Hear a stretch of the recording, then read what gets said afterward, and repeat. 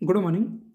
Daily current affair में आज हम देखने वाले हैं 5 जनवरी 2024 के करंट अफेयर्स के कुछ इंपॉर्टेंट क्वेश्चंस को। तो चलिए स्टार्ट करते हैं कल के रिवीजन क्वेश्चन से।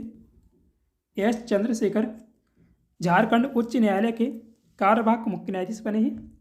1 जनवरी 2024 को 108 स्थानों पर सूर्य नमस्कार करने का गिनीज रिकॉर्ड गुजरात राज्य के द्वारा बनाया गया है। सार्वजनिक क्षेत्र की इंडियन ऑयल कॉरपोरेशन यानी आईओसी की नई निदेशक या मानव संसाधन रश्मि गोयल बनी है। हाल ही में फेलिक्स त्सेसी कैदी पुणे राष्ट्रपति बने हैं कांगो लोकतांत्रिक गणराज्य के। देश का पहला गर्ल्स सैनिक स्कूल वृंदावन मथुरा में खुला है।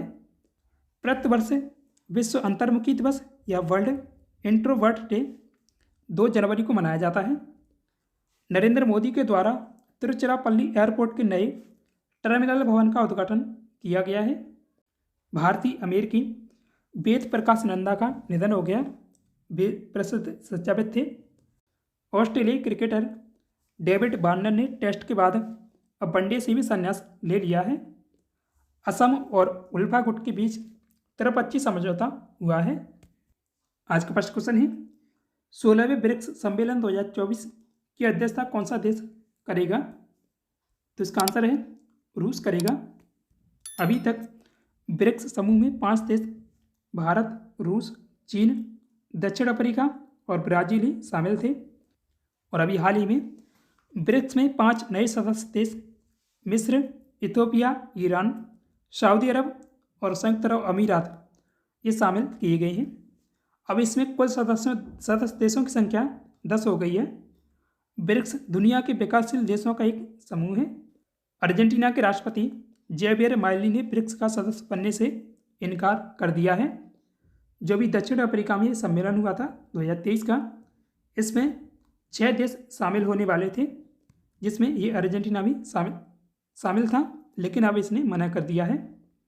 ब्रिक्स समूह को सितंबर 2006 में स्थापित किया गया था। इसे मूल रूप से ब्रिक नाम दिया गया था। दक्षिण अफ्रीका इसमें सितंबर 2010 में शामिल हुआ था, तब से इसे ब्रिक्स नाम दिया गया है। 15वां ब्रिक्स सम्मेलन 2023 दक्षिण अफ्रीका में हुआ था। देश के सबसे युवा पुलिस महानिरीक्षक या आईजी यानी इंस्पेक्टर जनरल ऑफ पुलिस कौन बने हैं? तो इसका आंसर होगा अरुण मोहन जोशी। 2006 बैच के आईपीएस अरुण मोहन जोशी देश के सबसे युवा यानी सबसे कम उम्र के 40 साल के आईजी बने हैं। उत्तराखंड के चकराता निवासी आईपीएस अरुण मोहन जोशी वर्ष 2006 में सबसे कम उम्र के यानी 23 वर्ष में आईपीएस बने थे। हालांकि इसके बाद देश में अन्य अफसर कम उम्र में आईपीएस बनने का रिकॉर्ड अपने नाम दर्ज करा चुके हैं। आईजी के मामले में 2004 बैच के आईपीएस अधिकारी गौरव राजपूत साल 2022 में 41 वर्ष की उम्र में देश के सबसे कम उम्र के आईजी बने थे।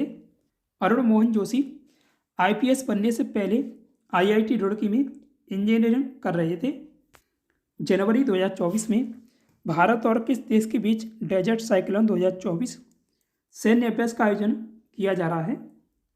तो इसका आंसर है संयुक्त अरब अमीरात यानी यूएई। ये भारत और यूएई के बीच आयोजित किया जाता है। भारत और यूएई के बीच 2 से 15 जनवरी 2024 तक संयुक्त सैन्य अभ्यास डेजर्ट साइक्लोन 2024 राजस्थान में आयोजित किया जा रहा है। इस अभ्यास का उद्देश्य शहरी परिचालन में सर्वोत्तम प्रथाओं को सीखने और साझा करके अंतर संचालनीयता को बढ़ावा देना है। पहला डेजर्ट साइक्लोन सैन्य अभ्यास साल 2008 में अबू धाबी के दल अल दफरा बेस पर आयोजित किया गया था। एमएस स्वामीनाथन पुरस्कार 2024 से किसे सम्मानित किया गया है? ये पुरस्कार 2024 में मिला है, लेकिन ये 2023 के लिए है। तो इसका राइट आंसर है option number B R Kamboj. Professor B R Kamboj Chaudhary Charan Singh Haryana कृषि विश्वविद्यालय के कुलपति हैं। यह पुरस्कार कृषि विशेषज्ञों को दिया जाता है। यह पुरस्कार कर्नाटक के राज्यपाल थावरचंद गहलोत ने वर्ष 2023 के लिए प्रदान किया है। एमएस स्वामीनाथन पुरस्कार की स्थापना साल 2004 में हुई थी। भारत में एम.एस. स्वामीनाथन को हरित क्रांति का जनक कहा जाता है। Trust for advancement for agriculture sciences ये पुरस्कार दिया जाता है। पहला एम.एस. स्वामीनाथन पुरस्कार साल 2005 में डॉक्टर नॉर्मन ई बोरलॉग, जो विश्व में हरित क्रांति के जनक कहे जाते हैं, ने प्राप्त किया था। 13वां एम.एस. स्वामीनाथन पुरस्कार 2023 में, ये 2022 के लिए इन्हें मिला था। एस.एम. सहगल फाउंडेशन भारत और सहगल फाउंडेशन यूएसए की संस्थापक डॉक्टर सुरेंद्र सहगल को वर्ष 2022 के लिए प्रदान किया गया था। पुष्पा भारती को 2023 का व्यास सम्मान देने की घोषणा की गई है। सुकृता पॉल कुमार को छठा रविंद्रनाथ टैगोर पुरस्कार साहित्य पुरस्कार दिया गया है। Ekta Kapoor international Emmy award पाने वाली पहली भारतीय महिला हैं। प्रधानमंत्री विश्वकर्मा योजना यानी PMBY को लागू करने वाला पहला केंद्र शासित प्रदेश कौन बना है? तो इसका आंसर है जम्मू कश्मीर। जम्मू कश्मीर में केंद्रीय कौशल विकास एवं उद्यमिता मंत्रालय में सचिव अतुल कुमार तिवारी और उपराज्यपाल के सलाहकार राजीव राय भटनागर ने सोपियो के औद्योगिक प्रशिक्षण संस्थान में यानी ITI में दर्जी क्राफ्ट में 30 स्टूडेंट्स के पहले बैच के लिए ट्रेनिंग प्रोग्राम का वर्चुअल उद्घाटन किया है। इसके साथ ही जम्मू कश्मीर प्रधानमंत्री विश्वकर्मा योजना को लागू करने वाला पहला केंद्र शासित प्रदेश बन गया है। जम्मू कश्मीर में PMBY के तहत युवाओं के लिए रोजगार के अवसर पैदा करने के उद्देश्य से कौशल विकास के क्षेत्र में बढ़ावा दिया जा रहा है। इस योजना में 5 से 7 दिनों की बेसिक ट्रेनिंग और 15 दिनों या उससे ज़्यादा की एडवांस ट्रेनिंग दी जाती है। ट्रेनिंग के दौरान स्टूडेंट को प्रतिदिन 500 रुपये दिए जाते हैं और इसमें प्रशिक्षित विश्वकर्माओं के लिए 15,000 रुपये का मुफ्त आधुनिक टूल किट भी शामिल है। इस योजना में व्यवसाय को बढ़ावा देने के लिए क्रेडिट बेस्ड लोन और फाइनेंशियल सहायता भी दी जाती है। प्रधानमंत्री नरेंद्र मोदी ने PMBY योजना को सितंबर 2023 में लॉन्च किया था। भारतीय सेना के 28वें जनरल कमांडिंग ऑफिसर कौन बने हैं? तो इसका आंसर है प्रीतपाल सिंह। प्रीतपाल सिंह ने सुदर्शन चक्र कोर की बागडोर संभाली है। भारतीय सेना का गठन हुआ था 1 अप्रैल 1895 में। तीनों सेनाओं के सर्वोच्च कमांडर राष्ट्रपति होते हैं। वर्तमान में थल सेना प्रमुख मनोज पांडे हैं जो 29वें नंबर के हैं, और जो अभी ऑप्शन में दिए गए थे अरविंद पनगड़िया बने हैं 16वें वित्त आयोग के अध्यक्ष। BP गोपाल का बने हैं पश्चिम बंगाल के मुख्य सचिव, और सुधांशु पंत बने हैं राजस्थान के मुख्य सचिव।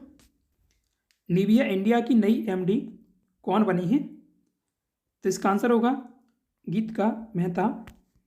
निविया इंडिया त्वचा देखभाल के उत्पादन बनाने वाली कंपनी है।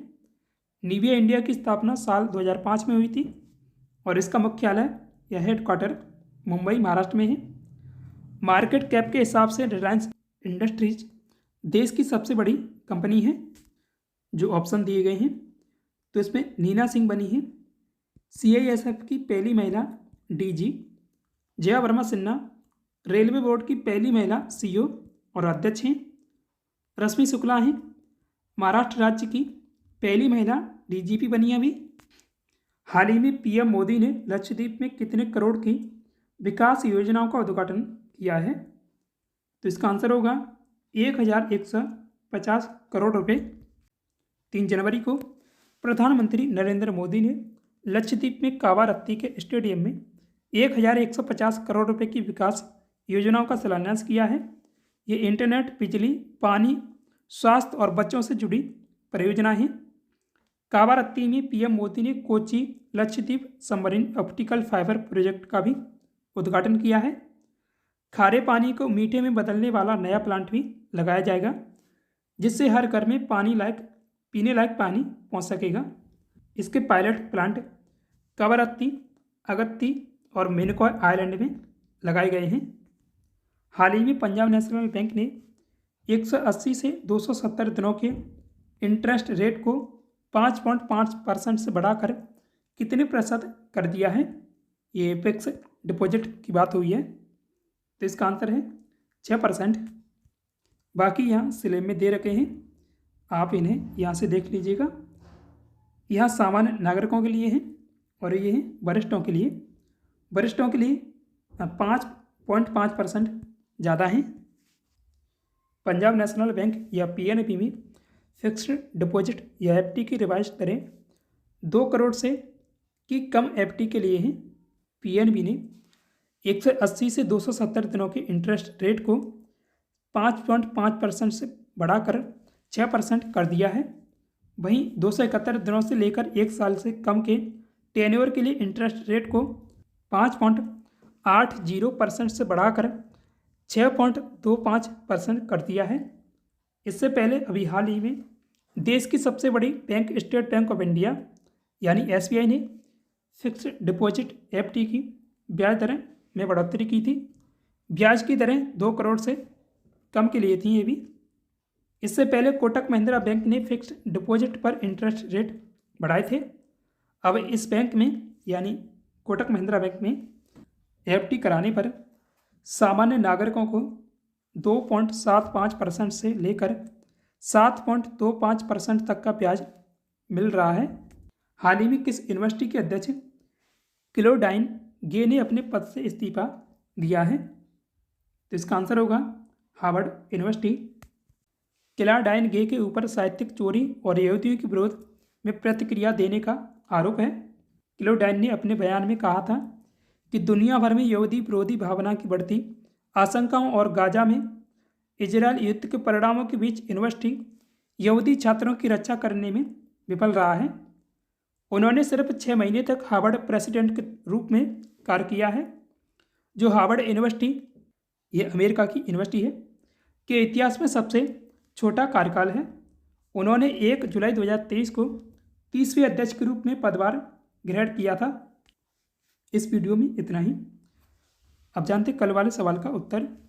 दहेज निषेध अधिनियम 1961 के अंतर्गत दहेज लेना और दहेज देना दोनों को अपराध की श्रेणी में रखा गया है।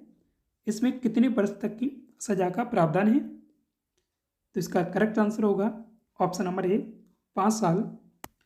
दहेज निषेध अधिनियम 1961 के अंतर्गत दहेज लेना और देना दोनों को ही अपराध की श्रेणी में रखा गया है। इसमें दहेज लेने या उसमें सहयोग करने पर 5 वर्ष की कैद और 15,000 रुपये के जुर्माने का भी प्रावधान है। दहेज के लिए उत्पीड़न करने वाले पति और उसके रिश्तेदारों को 3 साल की कैद और जुर्माना हो सकता है। वहीं यदि किसी महिला की 7 वर्ष के अंतर्गत असामान्य परिस्थितियों में मृत्यु हो जाती है और वह यह साबित कर दिया जाता है कि मौत से पहले उसे दहेज के लिए प्रताड़ित किया गया था, तो उसके पति और आरोपित के रिश्तेदारों को कम से कम 7 साल से लेकर आजीवन कारावास की सजा हो सकती है।